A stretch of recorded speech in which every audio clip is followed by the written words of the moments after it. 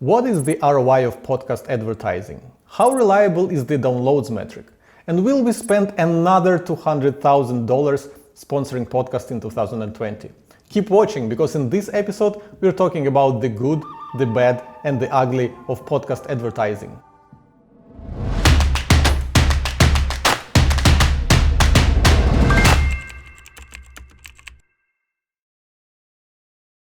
Hello ladies and gentlemen, my name is Tim Solo and you're watching SaaS Marketing Vlog, a place where I'm showing you the behind the scenes of how we do marketing at Ahrefs.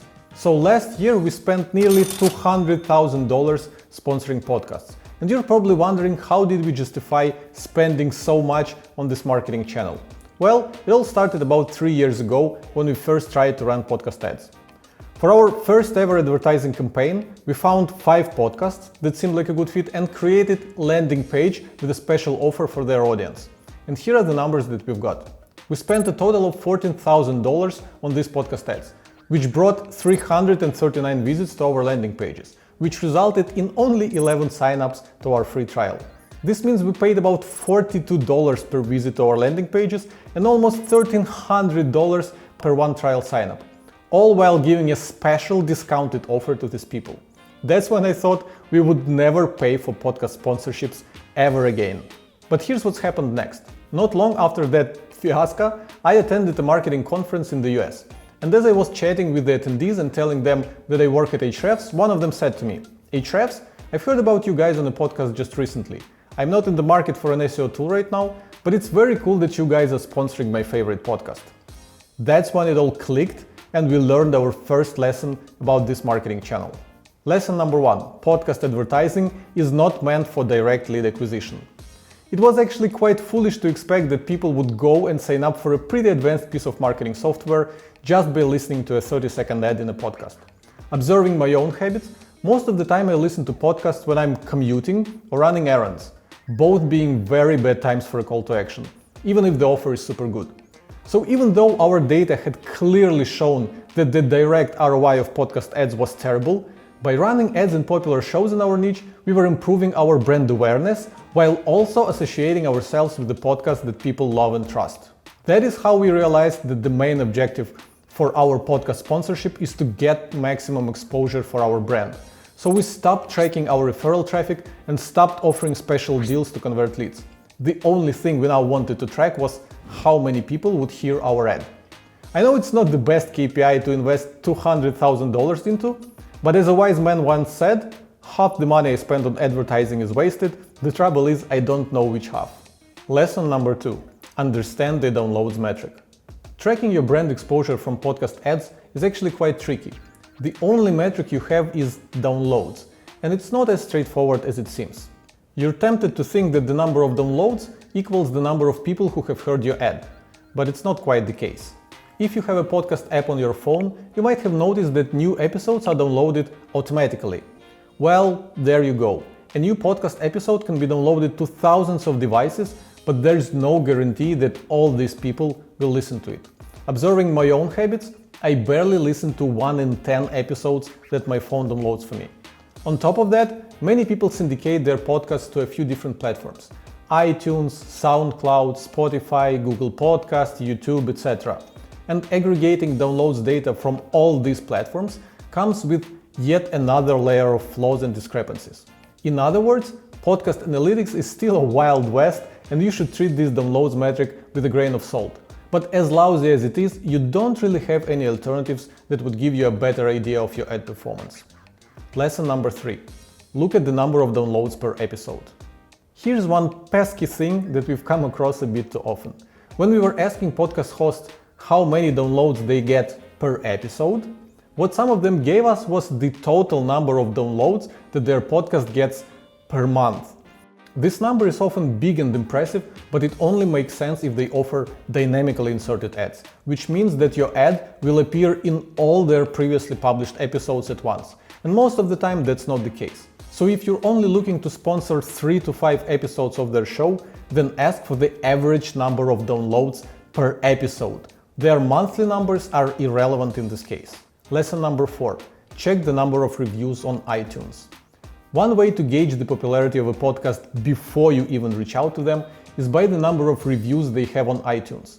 The rule of thumb in our industry is that a year-old podcast should have at least 100 reviews to qualify as popular. Please note though that Apple splits the reviews by country, so if you aren't seeing any, search for that podcast at podcast.apple.com and make sure that your country is set to the US or wherever you think the bulk of their audience is from. Lesson number 5. Aim for 5 to 30 cents per download. From our experience, the ad prices were all over the place. Some people with a very small audience charged premium prices, while others with significantly bigger reach asked for a more reasonable fee. So in the end, it is up to you if you think that a podcast and their audience would be a good investment of your advertising dollars. Sometimes we could get substantial discounts just by asking for it. Other times we would sponsor a podcast purely because we have a lot of respect for the host and we want to support their work regardless of the ROI. As for the exact numbers, we paid anywhere from 5 to 30 cents per download, which we have calculated based on the reported number of downloads after about a month of each episode being published. Lesson number 6. Ask for detailed reports. After our sponsored episodes were published, many podcast hosts sent us detailed analytics on how those episodes performed. But in some other cases, we had to nudge the podcast host a little to get this information. And sometimes it took more than one email. So before you transfer any money, I recommend you to confirm with the podcast host that detailed reporting is part of the deal. You don't want to spend extra time and energy begging them to send those numbers to you later on. Lesson number 7. Know when to grab a package. Many podcast hosts would offer you sponsorship packages that include some additional perks like shoutouts on their social media channels, featuring your company in their email newsletter, having someone from your company as a guest on their show, etc. I recommend that you always ask what the raw sponsorship price would be per episode without any extras included. This way you'll know how much these perks add to the price and if it's even reasonable. Now, if you aren't being offered any additional perks, you can try using them as your negotiation tool. I mean, if the host is refusing to give you any discounts on the sponsorship price, you can try asking them to give you a shout out in their email newsletter to sweeten the deal. Here's an example of a great perk we've got. Tom Hunt, who runs Confessions of a B2B Marketer podcast, wrote an amazing article about how we do marketing at Ahrefs, which was part of our sponsorship deal. That article got quite a bit of traction on Twitter and landed myself a bunch of nice podcast interview invitations. So I think it was a pretty cool extra perk that we've got. Lesson number 8. Get the podcast host to use your product. Now let's talk about the actual sponsored message. We obviously have a couple different ad scripts and a bunch of talking points ready when the host asks for them. But we much prefer when those aren't being read word for word, but rather tweaked by the host to match their style so it feels more natural. The best case scenario is when the podcast host doesn't ask for any scripts at all, because they've been using your product and they loved it. In this case, they will be able to pitch a product in a way that wouldn't even feel like an ad. For that reason, we usually offer podcast hosts a tour around Ahrefs and a couple months of free access to play with it. We're hoping to get them genuinely excited about our product, which would then result in more organic ads. All in all, we believe that how the ad is presented is just as important as where it is in the show. For example, one of the podcasts that we sponsored in 2019 was Smart Passive Income by Pat Flynn. He was one of those podcast hosts who only allows ads at the very end of the show. But instead of giving Pat a script, we had a few Skype calls with him where we showed him around Ahrefs and explained what makes us better than the alternatives. That, plus the fact that Pat has vast experience with all sorts of SEO tools, allowed him to do an amazing job pitching Ahrefs in his show.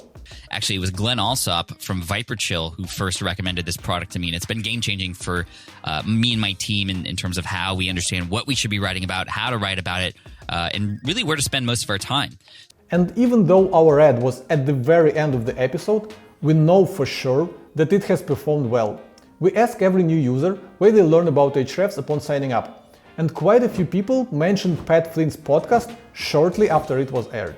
So whenever we see that the podcast host is genuinely excited about our product and shows it in their ads, we consider offering them another round of sponsorship. Lesson number 9. Make a detailed spreadsheet.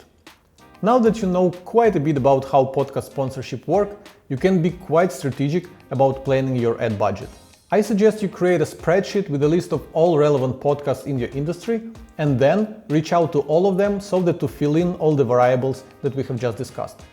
The number of downloads per episode, the number of reviews in iTunes, the price per episode, the extra perks, if any, have they tried your product, etc. By comparing these variables, you'll be able to cherry pick the very best deals and get the biggest bang for your buck. You will also be more confident with negotiating a better price because you'll have all the market data on your hands. Lesson number 10. Give away your product. Here's a cool little hack that we use to get more airtime for our ads. Now, the average length of an ad in a podcast is 30 to 45 seconds. We thought it was quite short, but the podcast hosts were very reluctant to make their sponsored messages longer. So here's a loophole that we discovered. We offered them to run a giveaway of our product as part of the ad. This granted us an extra 60 to 90 seconds of airtime because the podcast host had to give more details about the price and how to get it. Other than that, we believe that listeners care more about the sponsorship message if there's an opportunity to get the product for free. In other words, it was a win-win for both parties, because while we were getting some extra airtime, the podcast host had a cool prize to give out to their audience in exchange for some kind of engagement, like asking for tweets or leaving reviews of their podcast on iTunes. Unfortunately, we had to discontinue that practice because we decided that discounts and giveaways should not be a part of our marketing stack. But if your company is okay with giveaways, I highly recommend you to try this as part of your sponsorship deal. So these were the 10 lessons that we've learned while sponsoring podcasts. But you're probably wondering if we're happy with having spent $200,000 on podcast ads in 2019, and if we have increased or decreased our podcast ads budget this year.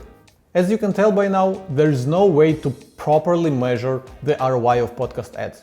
So I couldn't really make a case to our CEO and founder Dmitry that we should invest more money into this channel. At the same time, we know for sure that sponsoring podcasts does in fact bring us customers. As I already mentioned, our newly registered users often specify the exact names of the podcasts that brought them to Ahrefs. So after discussing this with Dmitry, we decided that our budget for podcast ads should stay the same in 2020. And instead of increasing it further, we're going to use that knowledge and experience that we've gained last year to help us invest our sponsorship dollars more effectively. Thanks for watching this episode till the end. And if you enjoyed it, make sure to smash that thumbs up button and subscribe so you don't miss the next one. Click on that bell icon too. This way you'll get notified of new episodes.